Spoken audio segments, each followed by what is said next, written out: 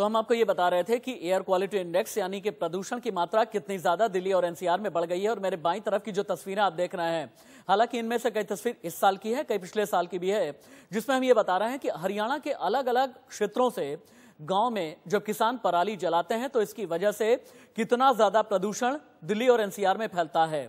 ऐसा प्रदूषण जो जानलेवा है। और कोरोना के बारे में यह कहा जाता है चूंकि जो सांस लेने की नली है, जो सिस्टम है हमारा और आपका, यानी फेफड़े से लेकर के यहां तक का, जिसे अंग्रेजी में रेस्पिरेटरी सिस्टम कहते हैं, हिंदी में जिसे श्वसन तंत्र कहा जाता है, यह बुरी तरह से प्रभावित होता है। और अगर प्रदूषण बढ़ा, अगर पराली जलने से प्रदूषण की मात्रा और भी ज्यादा बढ़ जाती है तो कोरोना के संक्रमण काल में दुश्वारियां और भी ज्यादा बढ़ जाएंगी और दोहरी मार पड़ेगी यूपी वालों पर, दिल्ली पर, गुरुग्राम, भिवाड़ी यानी एनसीआर के पूरे इलाके में। ललित मोहन के पास में चलते हैं। ललित मोहन, नोएडा वालों को प्रदूषण की वजह से कितनी परेशानियां सामने आई हैं। हालांकि पराली जलनी शुरू हो गई है, लेकिन कहा यह जा रहा है कि असली परेशानी जो आएगी अक्टूबर के तीसरे हफ्ते से शुरू होगी।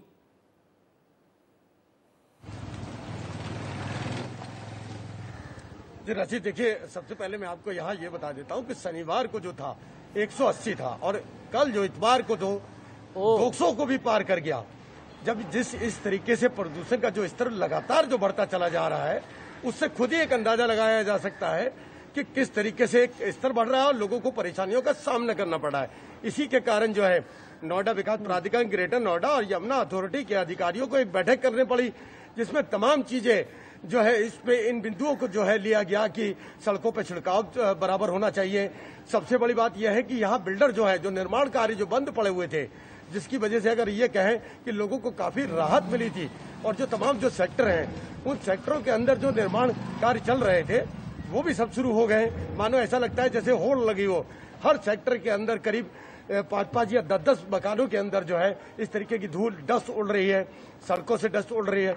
तो ये एक बड़ा चिंता का विषय है। कोरोना की मार एक तरफ झेले जा रही है, दूसरी तरफ बढ़ते जो प्रदूषण है उसको लेके लोग बड़े चिंतित हैं।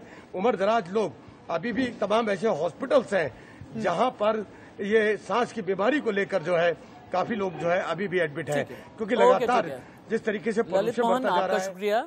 सब्यसाची दिल्ली से रिपोर्ट कर रहे थे, बहुत बहुत धन्यवाद सब्यसाची आपका। राजवर्मा गुड़गांव से आपका भी बहुत बहुत शुक्रिया। इतना ही कहना चाहेंगे कि अगर आप हार्ट पेशेंट हैं, घर से बाहर न निकलें अगर जरूरी नहीं है तो।